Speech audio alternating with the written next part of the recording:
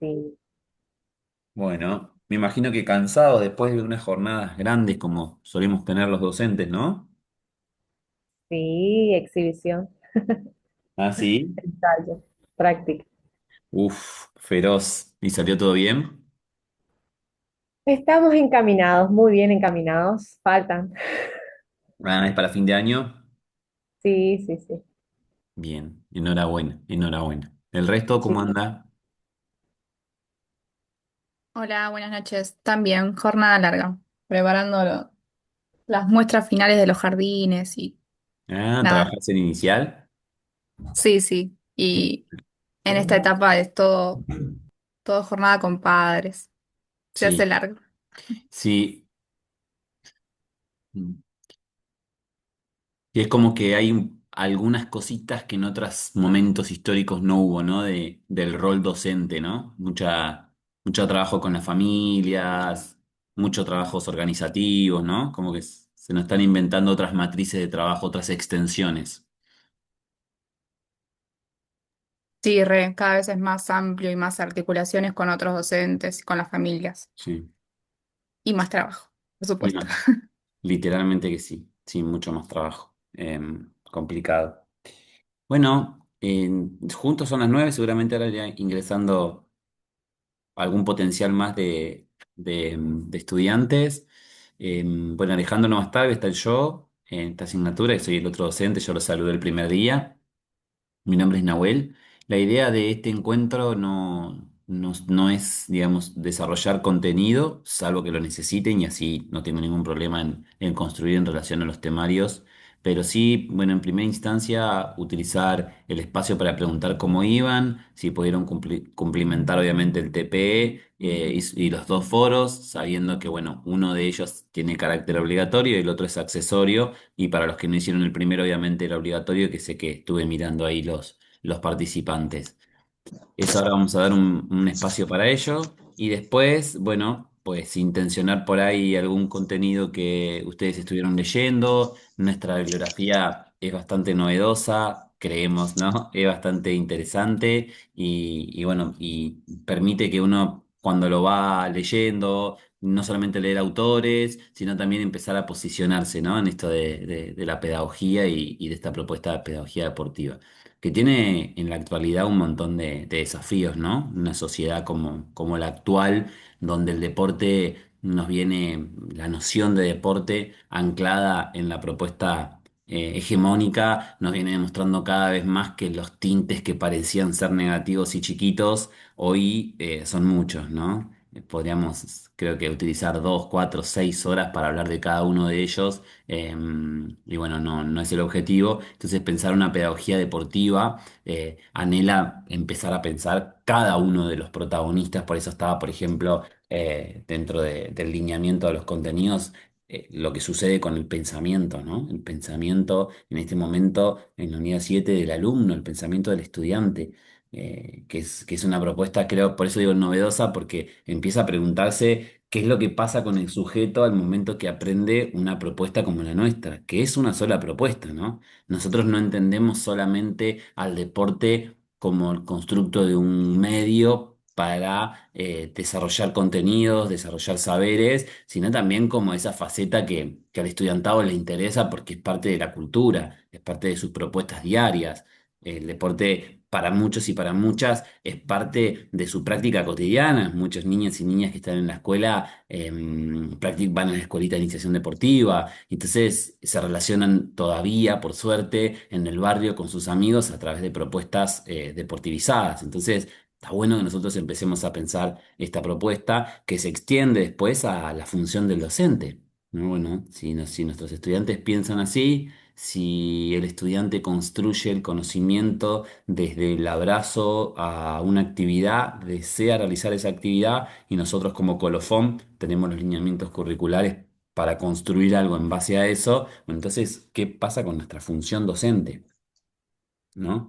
Esto de propiciar un espacio que permita cierta carga individual en el sujeto, ¿no? Promocionar antes que el deporte, el derecho a la democracia, la autonomía, la libertad del sujeto. ¿no? Y sobre todo, bueno, promocionar la apertura del estudiantado a un mundo distinto, a un mundo que está en construcción y de la cual él va a ser creador, y no la manifestación que por ahí en algunas otras épocas nos han educando de la idea de construir en base a la sociedad existente. Ya hoy sabemos, ¿no?, que en el proceso de socialización el avance es tan sinuoso, rápido y repentino que la información que nosotros manejamos hoy, mañana va a ser diferente. Leía hace, bueno, a principios de año estaba leyendo un paper que decía que todo lo que la tecnología avanzó a lo largo de la historia de la humanidad, desde, por ejemplo, la conservación del fuego, ¿no? Como un hecho, como un hito bastante interesante, la punta de una flecha, etcétera, hasta el día previo al que se ha observado es menor con la inteligencia artificial a lo que en un día de vida se pueda generar en constructo de ideas siempre, ¿no? Y de posibilidades de preguntas y de reflexiones. O sea que nosotros no podemos construir el mismo pensamiento de lo que hicieron con nosotros, de generar una educación basada en el presente, porque la educación tiene que estar basada en algo que no conocemos cómo va a ser. Nosotros, por ejemplo, hoy caminamos con el celular en la mano, ¿no? Y en ese camino con el celular en la mano invadimos un montón de cosas de cómo están preparadas las ciudades, los espacios comunes, porque, bueno, estamos pendientes de otra cosa. Muchos manejan con el celular en la mano, aún así existiendo multas carísimas. Entonces, las formas... Eso no significa que haya más choques que antes. Quizá no en porcentajes tan elevados como pensamos, pero sí manifiestan de que es otra el compromiso que el sujeto está teniendo con las prácticas. Entonces, ¿cómo vamos a educar a nuestros niños basado en el deporte de hoy? Tenemos que empezar a basar la enseñanza de nuestros niños en algo que no conocemos y que posiblemente realmente no solo que no conocemos, sino que no tenemos idea de cómo va a ser. Obviamente, las casas seguirán siendo casas, las comunicaciones seguirán siendo de esta forma, la empatía seguirá siendo un punto de inflexión en la sociedad, pero por lo pronto creo que ese espacio que trabaja la literatura de las 7 y la 8, si no me equivoco, tiene que ver con esta propuesta, ¿no? No solamente la función docente, sino también el producto del aprendizaje del sujeto. Y por último, entonces, un capítulo 9 que siempre creemos con Alejandro que puede seguir siendo aún más ostentoso, más luchoso, que tiene que ver con la innovación, porque mucho se habla de innovar, ¿no? Y mucho incluso nosotros decimos, che, hay que innovar, pero en el fondo las estrategias didácticas que utilizamos están basadas en la didáctica clásica contemporánea. Y la visión de la pedagogía en torno al aprendizaje de los sujetos mediante la corporeidad están basados en lo que ya se reconoce. Entonces, ¿qué es innovar? ¿Cuáles son los caminos para innovar y cuándo nosotros o qué diferencias sentimos nosotros al momento en que innovamos en nuestras clases o al momento en que repetimos esquemas, estándares modélicos, ¿no? Como representaciones abstractas de la realidad? Bueno, hasta acá entonces, solo un comentario. Abro el panorama a ustedes para ver cómo van. Si somos poquitos, pensé que íbamos a venir un montón. ¿Cómo van? ¿Cómo se encuentran en este camino? Si quieren prender las cámaras, mucho mejor. Y bueno, si han tenido alguna situación emergente con los foros y con el trabajo práctico.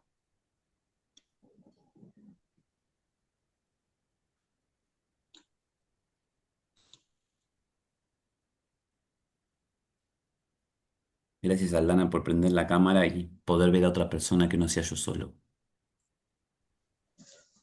Em, bueno, Buenas. buenas. Cuéntenme, a ver. Creo que Maricel iba a decir algo. No, me reí porque dijo, qué bueno veo otra persona que no sea yo. Sí. Em, bueno, entonces todos están bajo el lineamiento de haber realizado el foro y, y el trabajo práctico uno, ¿no? Están esperando el trabajo práctico 2. Buenas noches, profe. Buenas noches, te escuchamos bien, Ariel. ¿Cómo estás? Bien, bien, estamos bien. Profe, ¿le Decime, a puedo ver. hacer una pregunta sobre las unidades? Dale, dale, te escuchamos, sí, sí, cómo no. ¿Qué, qué diferencia, si las hay, qué diferencias si las hay hay entre paradigma, corrientes y movimiento? Uf, un temón. Bueno, mira, el creador de la palabra paradigma es Thomas Samuel Kuhn. El tipo explicó algo que denominó en una titulación llamado Estructura de la Revolución Científica.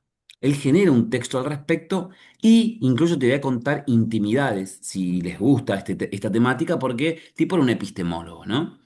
Él dice que para la construcción de la nueva ciencia, lo que llama el nuevo saber, es necesario de 5 etapas, en la cual en el medio aparece la crisis, ¿no? Porque el tema es así, aparece una teoría, soluciona un problema. El problema sigue emergiendo, la propia teoría no soluciona ese problema que empieza a ser más amplio. Entonces la sociedad se pone en crisis. Y entonces las ciencias se empiezan a disputar, empiezan a pelear. La física dice, no, yo lo soluciono de esta forma, la química dice, yo lo soluciono de esta forma, la antropología dice, no, pero esto va por otro lado. Todos empiezan a procurar solucionar el problema. Sin embargo, hasta incluso, quizás varias solucionen de una u otra forma el problema o la posibilidad del problema. Acá el tema está en que Thomas Kuhn dice que posterior a la etapa de crisis viene un paradigma. Y el paradigma es un tiempo en el cual perdura esa forma para la construcción de la solución del problema. Eso es el paradigma. ¿Qué pasa? No queda ahí. Thomas Kuhn se hizo viejo un día y se murió, ¿no? Si bien no se animó a escribir sobre esto, sí le trasladó escritos y de forma oral a su compañera, que muchísimas veces las compañeras o los compañeros de los grandes pensadores han sido baluartes, y él estaba muy inconforme con el concepto paradigma, porque él incluso decía que durante el proceso que media la generación de la nueva ciencia, a lo cual denominó paradigma, no es tan paradigmático al momento que ésta se embebe de las teorías que no dieron resultado o no acompañaron a esta solución de problemas.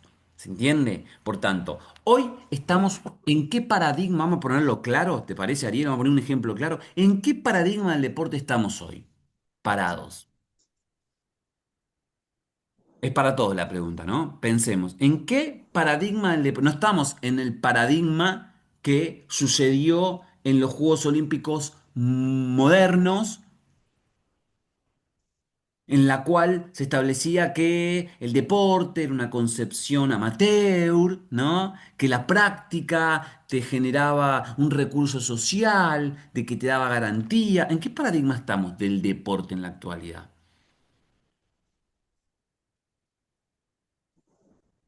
¿Alguien se anima a desafiar esta idea? No, ¿no? Bueno, yo les tiro una idea. Estamos en un paradigma mercantilizado, un paradigma de como recurso de plusvalía. Exacto. Ajá. Hoy, por ejemplo, no sé si ustedes conocen el deporte, dos personas, varón, varón, mujer, mujer, se enfrentan a una institución, se llama deporte, tipo agarra la mano así, ¡pum! Cachetazo. ¿Lo han visto eso? En las redes sociales, le mueve toda la cabeza, una locura, y le toca el turno al otro, ¿no? Entonces, un cara así fuerte y ¡plum! Cachetazo al otro. Eso es un deporte en la actualidad. Yo dudo. Yo dudo que eso se relacione directamente e íntimamente con lo que nosotros consideramos que era un deporte hace mucho tiempo. Ahora, ese deporte que nosotros no queremos ver, porque no nos interesa, salvo que alguien abra el micrófono y diga, no, sí, profe, a mí me re gusta, genial. Igual lo vemos. ¿Pero por qué, Ariel? Porque en el paradigma en que estamos nosotros hoy, no somos decisores de la propia realidad. Nos imponen necesidades. ¿Y qué manera de imponer una necesidad de algo tan grotesco como pegarse cachetadas innecesariamente? Es, por ejemplo, el morbo. Y todos tenemos morbo. Algunos más, otros menos. El morbo es una situación puramente biológica. Quizás hasta haya explicación de los mamíferos, pero sí sé que en el ser humano está muy en vista. Entonces, cuando vos vas pasando en Instagram eso y te aparece, empieza, ¿no? Un segundo. 2 segundos se pone así, 3 segundos, respira, y al quinto segundo le da el cachetazo. Y entonces vos ves que se mueve para todos lados y vos sabés que viene el otro cachetazo. Y esperás el tiempo. Esperamos el tiempo para ver el otro cachetazo. O sea que nos venden un producto que nosotros no queremos, agarrados de un condimento propio que nosotros tenemos como seres naturales y seres biológicos denominados seres humanos de nuestra especie. Entonces, eso también es deporte. ¿No? ¿Y por qué arrancamos con esto? Este paradigma. Ese paradigma del deporte, que es una mercantilización, también se embebe de los paradigmas anteriores, ¿o no? Porque los hegemónicos no se movieron. El atletismo sigue siendo atletismo y está más fuerte que nunca. La natación sigue siendo la natación. La gimnasia sigue siendo la gimnasia y está demostrando cada vez cosas más estéticamente condicionadas que a lo largo de la historia, ¿no? El fútbol sigue siendo el fútbol. El cricket sigue siendo el cricket. Por tanto, ese paradigma no podemos entender la palabra como una totalidad porque Kuhn ya decía de que en realidad al momento del paradigma hay otras propuestas que siguen embebiendo a quien va ganando. La pregunta proyectiva entonces la corriente, Ariel. ¿Y qué es una corriente? Esta era tu pregunta, ¿no? Pues bueno, una corriente es una propuesta que se ancla en un paradigma y que mayoritariamente se contrapone a cierta idea. Por ejemplo, vamos a ver un paradigma, que ya lo sabemos del deporte, vamos a hablar de una corriente. Hay corrientes que plantean, hola, que plantean que la educación física tiene que trabajarse con todos los medios posibles para no caer en la deportivización absoluta, porque creemos que es mala. Eso es una corriente. Es una corriente ¿por qué? Porque eso no está popularizado. Nosotros queremos incluso y decimos, sí, no, los chicos tienen que tener tiempo para pensar, pero arrancamos desde el fútbol. ¿No? No, los chicos tienen que tener tiempo y espacios para salir afuera y mirar desde otro lado la educación física. Hablamos del tiempo activo. Cuanto más juegan, cuanto más participan, cuanto más sudan, cuanto más pareciera que fuera mejor. Entonces, es una corriente. ¿Qué es una corriente? Es una propuesta que pareciera ser certera, que se ancla, que puede que en algunos lugares esté ejecutada de forma que se puede demostrar como corriente, pero que a la vez no termina siendo una mirada popular y masiva. Otra corriente, la corriente de la selección de las actividades físicas de los sujetos. En la época del 90, el que corría en la calle era corre Forest, ¿no? Corre Forest. Hoy correr es guay. Hoy correr es guay. Hoy tener un GPS, un pantaloncito, unas zapatillas con placa de carbono es guay. Es una corriente, pero no es un paradigma. No es el deporte más practicado. No es la actividad más reconocida. Entonces es una corriente. Y en la literatura lo que sucede con esto es que las corrientes se embeben de autores referenciales que son personas que anclan una idea en el mundo del deporte, por ejemplo, no sé, te podría decir los devotos de Le Bouche, ¿no? Le Bouche. Los devotos de la perspectiva más moriana, los devotos de Pierre de Parlevas, ¿no? Son corrientes. Ahora, vos, no, vos vas a una escuela y no siempre encontrás al profesor que sigue la idea de la psicoquinética, ¿o no? Pero es una corriente. ¿Está aceptada? Está aceptada. Tiene todo para ser una corriente. Pero ella no guarda una ley porque no se pudo ampliar a la multiplicidad. Y después me preguntaste por movimiento, que no entiendo por qué la relación, pero bueno, Exacto. Sí, profe. nosotros definimos... Ah, te escucho. Nosotros definimos movimiento como, en primera instancia, desde la parte física, un movimiento es el desplazamiento de un objeto de un lugar a otro. Eso es movimiento. Por eso cuando nosotros hablamos de prácticas corporales no decimos que es un movimiento. Es una motricidad, como mínimo. A lo sumo es una psicomotricidad. A lo sumo es una corporeidad. Un sujeto en un estado de mentalización puede correr sin correr. Es muy fuerte lo que estoy diciendo, ya lo sé. Pero entonces, ahora, cuando vos decís el movimiento de los autores, eso sí es otra cosa. Antes de ser una corriente, La filosofía, profe. ahí va. Ante, Ari, de ser una corriente, se es movimiento. Es desplazamiento de autores de un lugar al otro. El movimiento de los filósofos contemporáneos materialistas dialécticos. no existe uno todavía que se identifique como, son como, hey, yo me junto con vos, ¿no? El movimiento de los docentes que plantean la democracia del deporte. ¿Los conocés vos? ¿Los conocés? No, pero por ahí en alguna publicación te topaste. Ellos se No. encuentran, no han generado todavía un surco belicoso ante lo que existe. Movimiento, corriente, paradigma. Gracias, profe. No.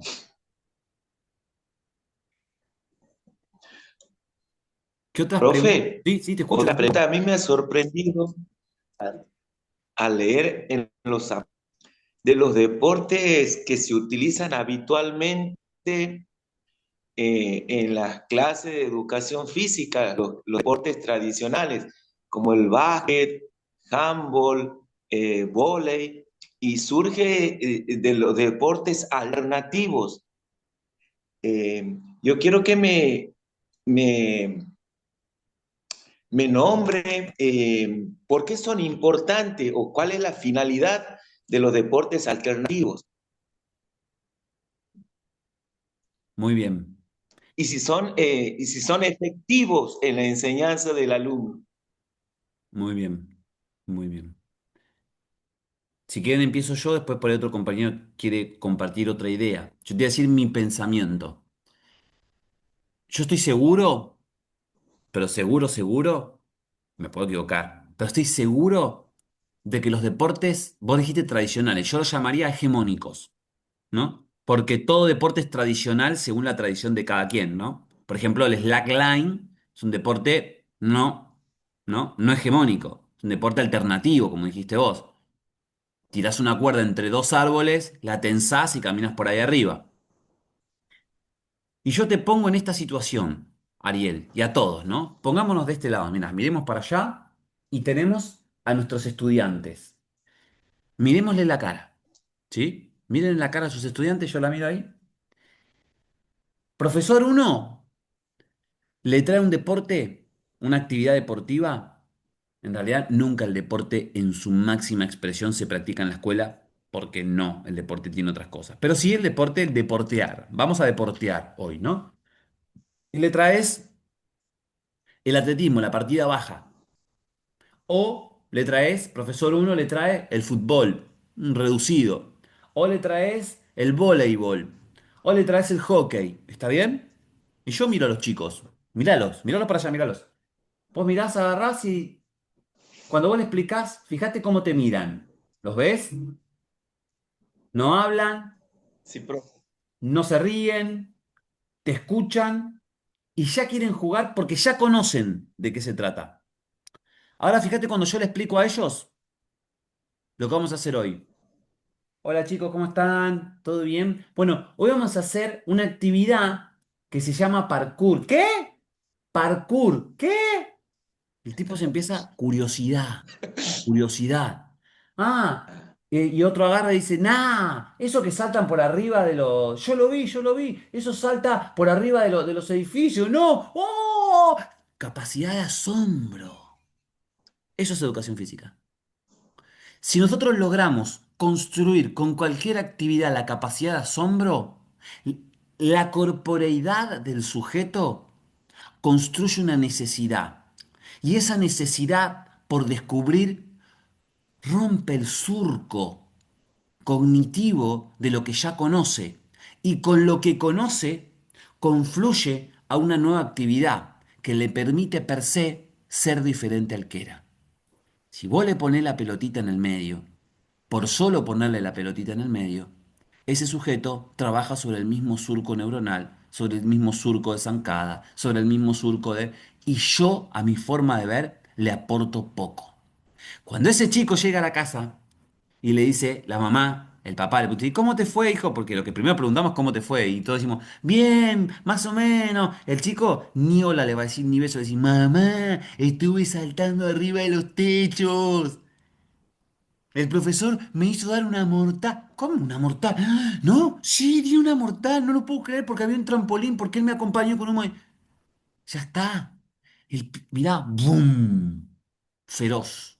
Esa es la diferencia entre lo alternativo y lo hegemónico. Pero pasa con vos. Cuando vos te lees, Ariel, un texto de educación física, y encontrarás cosas buenas, cosas malas. ¿Qué pasa si te lees La Gaia Ciencia de Nietzsche? Te empezás a pegar con la cabeza a la pared. ¿Qué pasa si te involucras con la geografía? ¿Qué pasa si te involucras con la literatura de la cultura de un país que ni conoces? ¿Qué pasa si empezás a leer literatura gauchesca si es que no? Porque es un surco nuevo. Y de las cosas nuevas y novedosas siempre se aprende más porque hay capacidad de asombro. Jamás uso yo un deporte alternativo, un deporte convencional y hegemónico en mis clases. Incluso cuando el estudiantado me lo pide. Trato de acompañar ese pedido y empezar a distorsionar hasta que se transforme en algo que no es. Recuerden que un deporte es un sistema, y un sistema es un conjunto de elementos que no solo se reconocen por sus partes, sino que se reconocen por su función social. El fútbol es fútbol, el fútbol es fútbol, no solamente por la pelota, no solamente por los arcos. El fútbol es fútbol porque hay un líder, porque hay alguien que va al arco, porque hay alguien que asume una tarea, por su función social. Ahora, cuando esa función social de ese deporte o de ese medio no se conoce, se construye. Y decime vos si es mejor producir o reproducir. Yo prefiero que los chicos produzcan y no que reproduzcan esquemas ya generados.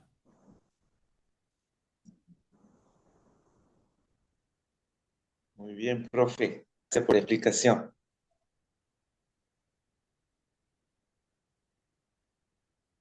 Hay un concepto que anda por ahí, yo no sé si ustedes lo leyeron, que se llama currículum oculto. ¿Lo pudieron leer o todavía no llegaron?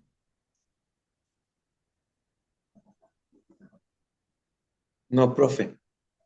¿No? No, profe. No, profe. ¿A qué les viene la cabeza? A ver, currículum oculto. No usen la IA, que es más guay si yo digo IA. ¿A qué se nos viene? ¿Currículum o qué es lo más cerca de esas dos palabras que tenemos? ¿Lo oculto o el currículum? Lo oculto. Lo oculto. Ah, mira, Lo ¿sí? oculto. ¿Lo oculto? Mira. Pero de currículum sí conocen ustedes, ¿o no? ¿Saben lo que es un Sí, currículum? ¿Qué Sí. sí, currículum sí. conocemos? Que usamos todos los días. El nuestro, el de nuestra área, el de educación física. El diseño curricular. Claro. Ujú. Y un currículum oculto, si ese es el verdadero, ¿cuál sería? Ya que saben mucho de oculto.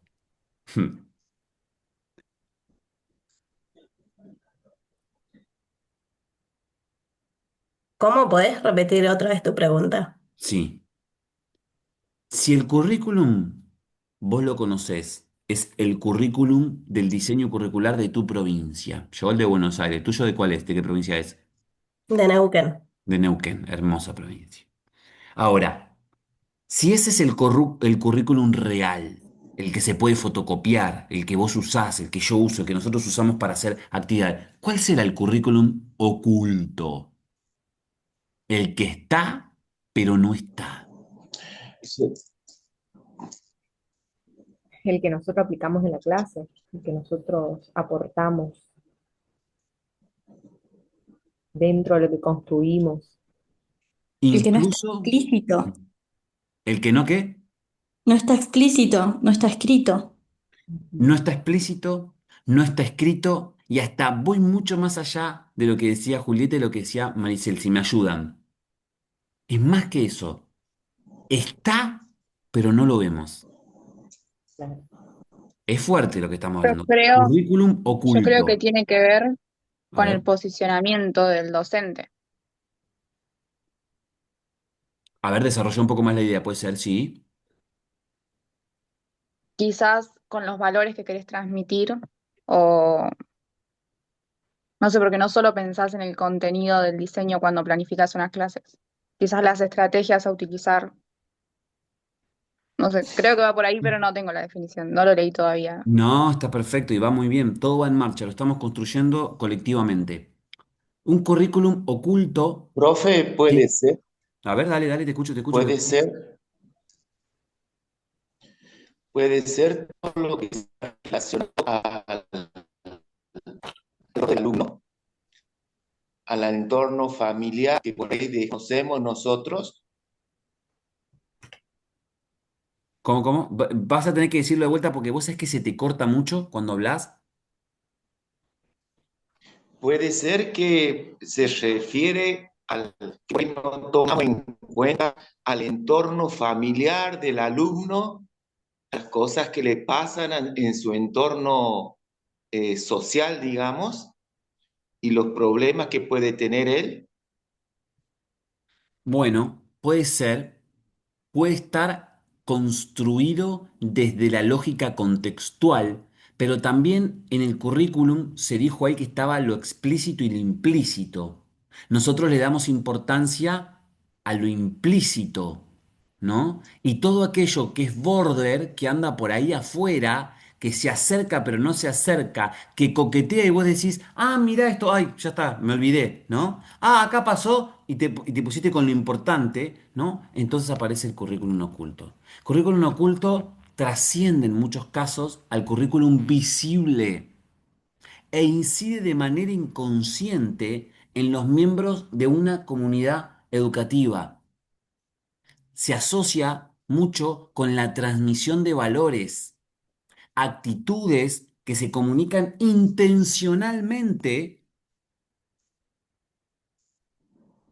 por ejemplo, rutinas escolares que se aprenden los alumnos y que los profesores ni siquiera nos damos cuenta que enseñamos.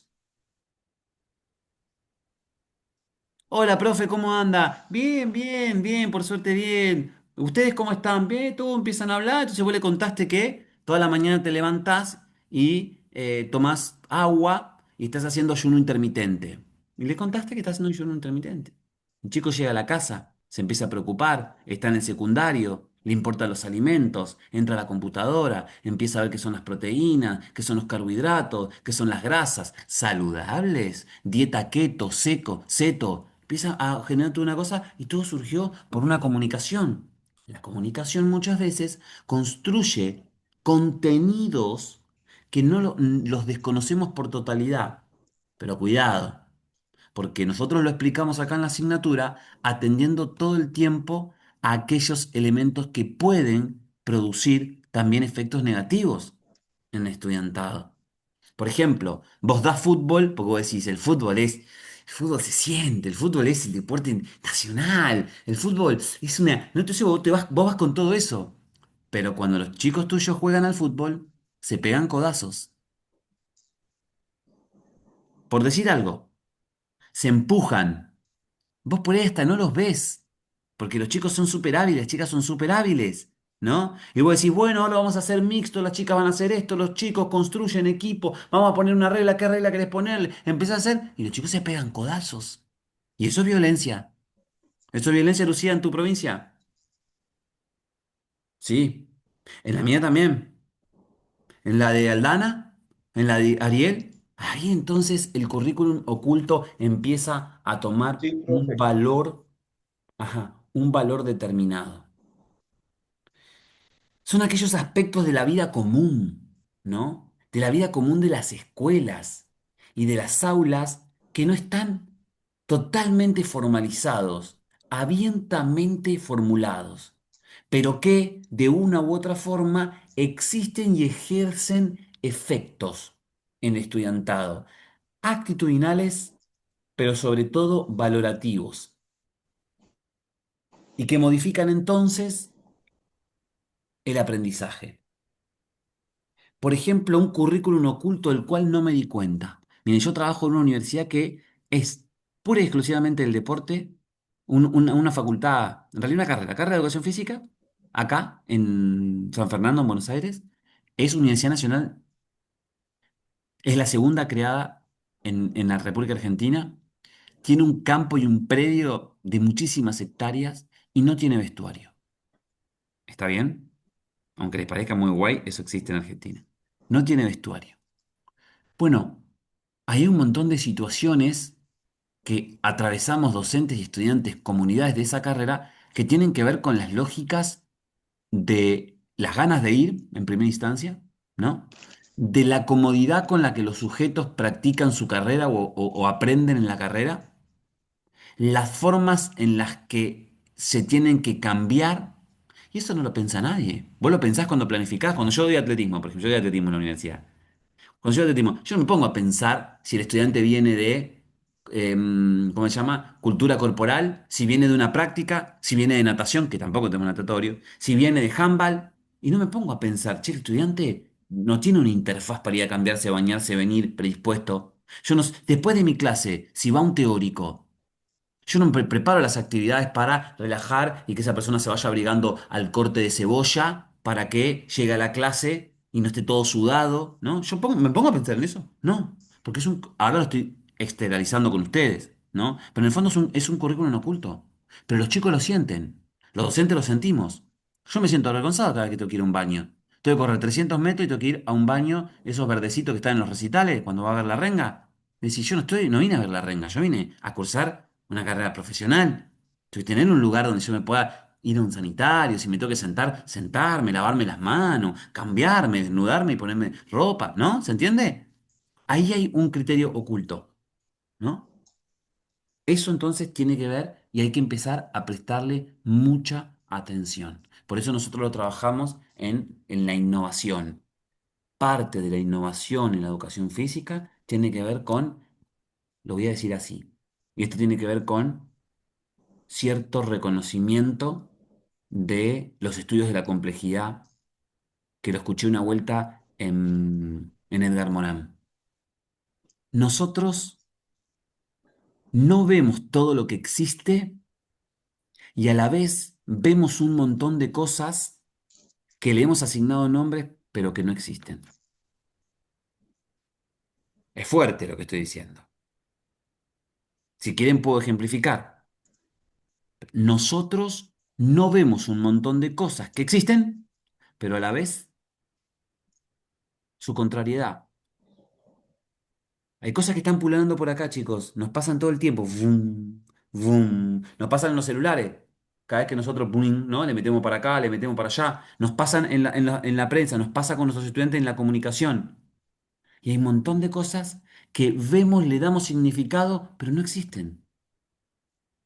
Entonces ahí confluye, me parece, esta necesidad de empezar a mirar la educación física con otros ojos. Que no siempre requieren de un ojo forzoso de entrenador. Que era lo que nosotros más nos enseñaron. En las carreras de educación física, a nosotros nos prepararon para que nuestro ojo sea clínico, que no está mal, no está mal.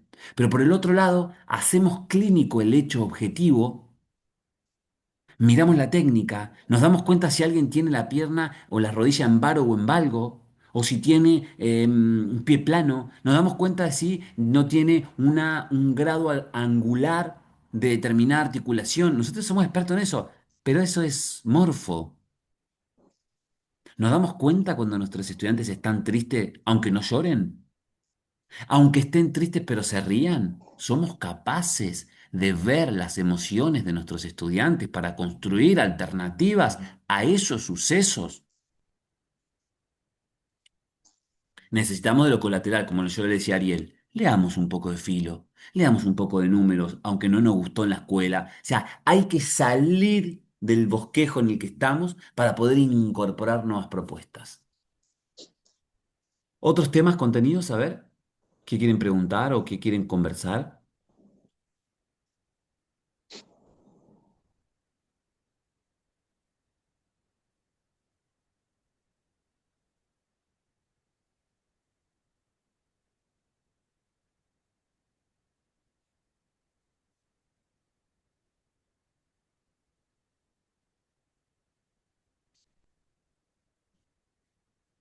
Nada.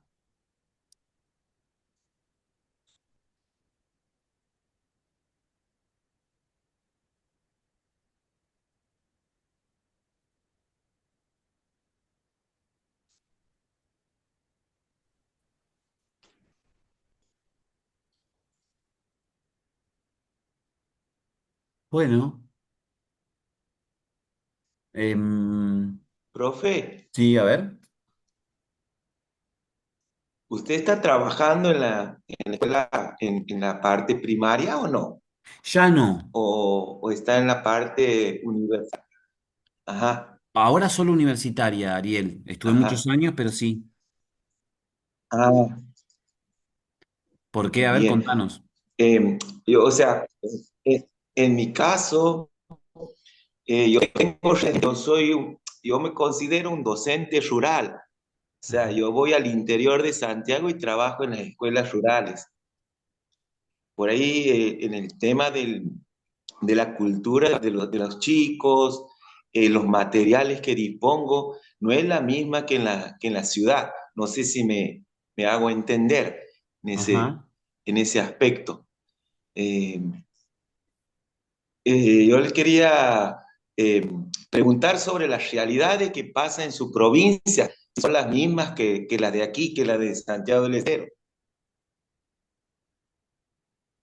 Sos de la provincia del Rally, Barrio Nuevo. Mirá, la verdad, Ariel, que yo no te sabría Sí, decir. profe. Todos tenemos un lineamiento curricular diferente y obviamente que vos lo decís más por los materiales, ¿no? Por los insumos, por los espacios. Exacto, Mm, exacto. mm. Y la Exacto, profe, sí, por eso. Mirá, la educación rural es algo muy interesante de analizar científicamente, porque uno de los elementos que creo, a mi forma de ver, son determinantes positivamente, que tendrán sus negativos, tiene que ver con estos grupos de niños que no todos tienen el mismo año, ¿no? Que no todos van al mismo grado y que llegó Ariel, el profesor, y tenés un borreguito de 7 años y uno de 14 y vos tenés que inventar una didáctica para que con sus corporalidades diferentes, con sus formas de ser distintas, con sus estructuras cognitivas e intelectuales, madurativas, poder entonces ponerlos todos para elaborar una actividad física, ¿no? Es muy guay. También incluso lo tienen que hacer los profesores que están en el salón, ¿no? No sé cómo serán tus escuelas Así rurales, es, pero profe, sí. son pequeñas, suceden esas cosas, ¿no? Que te ponen a repensar. Hay Son, que... son, Sí, te escuchamos, te escuchamos. sí, son escuelas que se van cerrando, profe. Cada vez la cantidad de alumnos se va reduciendo porque buscan otras oportunidades de vida, ¿entiende?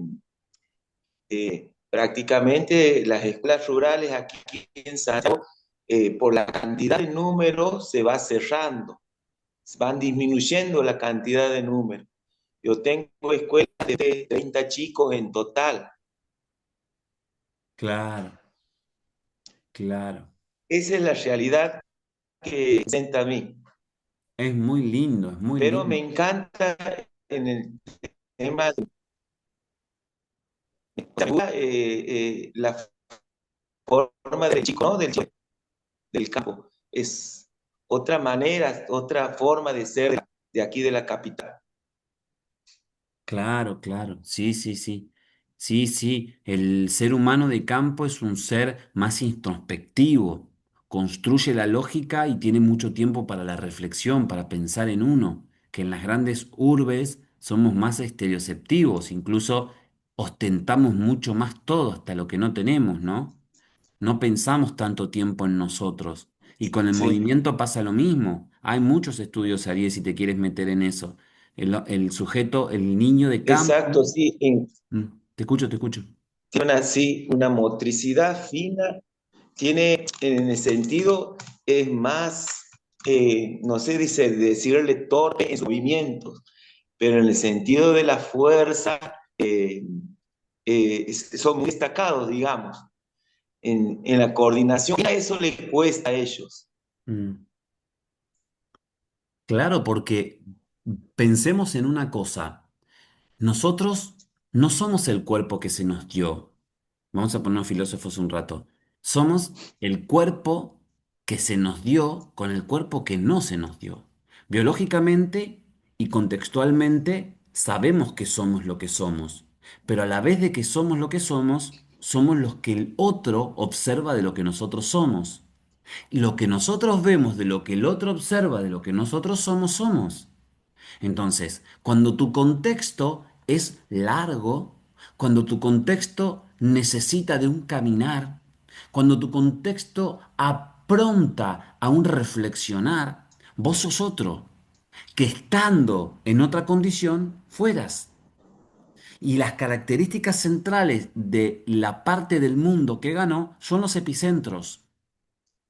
Por eso somos la sociedad más ignorante de toda la historia. Es impensado que con la cantidad de metros cuadrados y kilómetros cuadrados que hay en el mundo vivamos en propiedad vertical. O sea, yo cuando voy al baño tengo un sanitario de alguien que está arriba y tiene el mismo sanitario que yo. Y hay otro que está arriba y se está duchando en el mismo lugar que me estoy duchando yo. Y eso es impensado para la sociedad, pero lo logró estas ciudades grandes. Y sin embargo anclar la propuesta de nuestro alineamiento curricular convencional a la realidad del campo, a la realidad rural, es muy diferente. Y hay que repensar las estrategias. Si el sujeto repta, si el sujeto empuja todo el tiempo, si el sujeto, en cuanto a las cuestiones motrices, imagínate las cuestiones psicomotrices y corpóreas, ¿no? Si el sujeto es capaz, cualquier niño, mayoritariamente, o la mayoría de los niños rurales, son capaces de treparse a un árbol sin problema, porque romantizan todo el tiempo con la idea del árbol. El árbol, subir un árbol es ser Napoleón. Entonces, ahí como que hay que empezar a buscar estrategias, si bien no hay un lineamiento curricular para las zonas rurales, sí hay estrategias y orientaciones didácticas que plantean los lineamientos curriculares para la ruralidad. Ahora, hay un montón de cosas, me imagino, que del ámbito oculto de currículum Ariel que debe haber ahí. Y aquí hasta es interesante para el día de mañana hacer una tesis, ¿no? Lo que sí me queda ahí como duditativo es esta cosa que vos decís que va desapareciendo. Entiendo que eso no tiene que ver con los niños, sino que tiene que ver con las predilecciones de los padres y con toda esta nueva era de los tractores inteligentes, ¿no? De los arados inteligentes, las formas de riego que necesitan menos gente, me imagino. Claro, acá en la provincia de Neuquén, yo también tuve la oportunidad de trabajar en el área rural y también tiene que mucho que ver en los grupos familiares. Es como que las familias del campo ya como que no quieren tener hijos. Mirá. Entonces ahí la nómina de chicos va disminuyendo. Acá en la provincia de Neuquén, yo vivo en Zapala, Ah, qué lindo se puede. tenemos escuelitas que, por ejemplo, una de Mariano Moreno se cerró, esa va a pasar a ser una planta de campamento porque no hay alumnos, no hay niños. Y la realidad de los chicos del campo con los chicos de la ciudad es sumamente distinto. Nosotros acá tenemos, en la ciudad tenemos todo más facilitado, por decirlo, ¿no? Los chicos tienen tiempo para jugar, tienen tiempo para ir a un club a hacer deportes, y allá yo le preguntaba a los chicos, ¿ustedes salen de la escuela? ¿Y qué hacen a los chicos del campo? No, tenemos que salir a arriar las vacas, a buscar a los chicos. La realidad de ellos es re distinto. Ellos el único momento que tienen para jugar y para interactuar con chicos de su edad y no de su edad, porque yo tenía desde 5 años hasta 12 todos mezcladitos, el momento de jugar, de juego que ellos tienen es en la escuela. Ujú. Después su realidad es trabajar a la par con el padre. Es más, nos decían, mira, profe, fulanito no viene porque se va a la veranada a Claro. buscar animales. Sí, sí, sí, sí, La sí. realidad es muy distinta de los chicos. Y Total. con el tema de materiales también. Yo llevaba mis materiales eh, para utilizarlos allá. Ni siquiera tenemos un espacio adentro de la escuela, no tenemos un Zoom. Pensado, claro, claro, Yo acá trabajo en un jardín y mi Zoom es súper grande. Y allá en el campo era trabajar otoño, invierno, primavera, verano, afuera. Y claro. los chicos, vos los veías en remera, yo muerta de frío, y los chicos, Total. remerita corta y salen. La realidad es muy distinta a los chicos de acá de ciudad. Sí, sí, qué interesante lo que cuentan, ¿no? Qué interesante. De Zapala, qué lindo lugar. El atleta Roxana Flores, ¿es de ahí, la conoces? Sí, sí, sí, la conozco. Roxy. Bueno, no, Sí, sí. muy buenas enseñanzas nos dieron, chicos. Está muy bueno pensar, bueno, la educación física y la didáctica esta de la pedagogía deportiva basada en otras cosas, ¿no? En los intereses de esos niños, porque a la larga o la cosa tienen intereses, ¿no? Y lo que más me llama la atención esto de las que decís vos, Rosana, y que habíamos hablado con Ariel también al principio, esto de tener varias edades juntas, ¿no? porque la pedagogía, incluso el concepto de pedagogía, sobre todo de Piaget en adelante, tenían como una osada de que solo deberían interactuar los niños que están igual en físico que cognición y emociones, ¿no? O en realidad lo llamaban de otra manera. Ahora, ustedes están con niños que intervienen bajo diferentes prismas cronológicos. Entonces estaría bueno empezar a no a dividirlos, sino a escribir esas historias, ¿no? ¿Cómo hace una profesora, un profesor para trabajar con niños de diferentes años donde están hasta incluso desde el punto de vista cognitivo, ante un estímulo, ¿no? Ante una, si vamos a hacer, ante una explicación, hay diferentes captares, ¿no? Diferentes interpretaciones. Sí, sí, sí, es muy diferente. Y es llevar la clase adelante. A mí una vez me tocó, justo el director tenía una reunión con, no me acuerdo si es con alguien de ahí del campo del área, y me pasó de tener que dar la clase a todo el grupo de alumnos. Tenía como 25 nenes desde 5 hasta los 12 años. Y creas o no, la clase se da. Es hacer juegos de persecución, que los chicos lleven, aparte de los nenes, era como todo por imitación. Yo imitaba al más grande, entonces, y los nenes más grandes era agarrar de la mano y llevarlos a hacer el juego. Y con respecto a los deportes alternativos, acá en Zapala se dictaron varios cursos y también está bueno llevar esa propuesta porque no necesitas de un material concreto, ¿no? No sé, era el famoso Ringo que lo hacíamos con Sí, ratoncito y jugábamos con eso y se va adaptando. Quieras o no, podés adaptar, quizás forzosamente, pero adaptás tu juego, tu planificación a las diferentes edades. total, total. Bueno, hermoso. Esas preguntas que por ahí no tienen que ver exclusivamente con nuestra asignatura, pero que nada, nos tocan, son estas identidades que nos tocan. No sé si alguien más tiene alguna propuesta, alguna pregunta, algún saber que quiera compartir o que quiera preguntar y que lo trabajemos.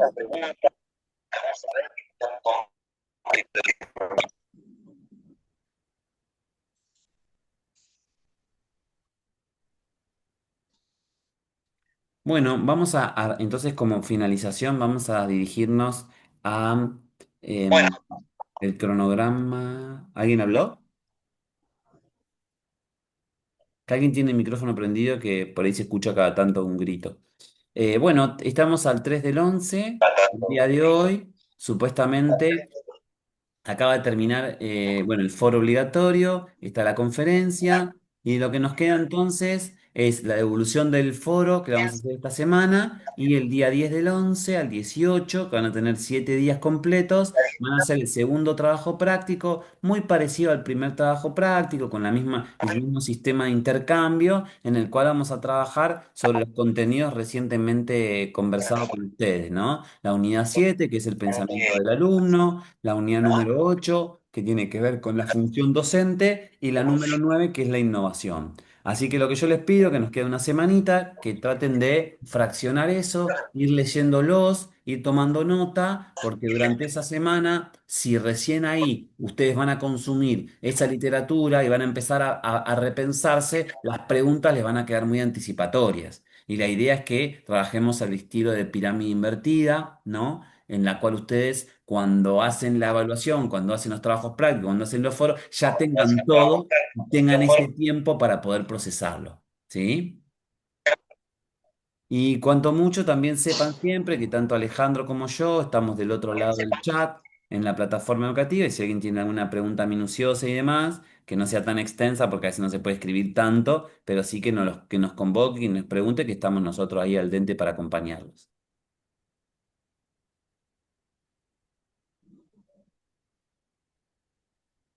Bueno, voy a subir esta partecita de estas cosas hermosas que Profe, venimos disculpe, hablando. Sí, sí, Ruth, sí. buenas noches. Mi consulta era, después de haber leído las unidades restantes, ¿no es cierto? Sí. Ya concluyendo lo que es trabajo práctico número 2, ¿tendremos otro encuentro online como para ver temas tratados y poder rendir la materia? ¿O Sí. este sería el último No, encuentro? no, no. Tenemos dos. Tenemos una el 27/11, que es el cierre de contenido y la devolución de notas, que vamos a poner el link, fíjate en el cronograma, después siempre bájense el cronograma, y después tenemos el cierre, que siempre solemos hacer, que siempre es, acá lo tengo el 16/12, porque el 19 termina, el 19 de diciembre termina ya la asignatura, y ahí como que nosotros le damos como un puntapié para, che, usted no me va a preguntar, ¿cómo nos evaluamos en el final? Ah, se hace esto, esto y esto, y le damos como un acompañamiento a ese proceso. Perfecto.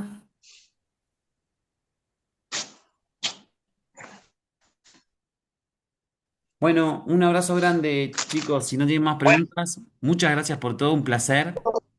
Profe, Y nos encontramos la próxima. Gracias. Nos vemos, profe, gracias. Gracias, nos vemos. Chao, hasta chicos. luego, profe. Gracias, Chao.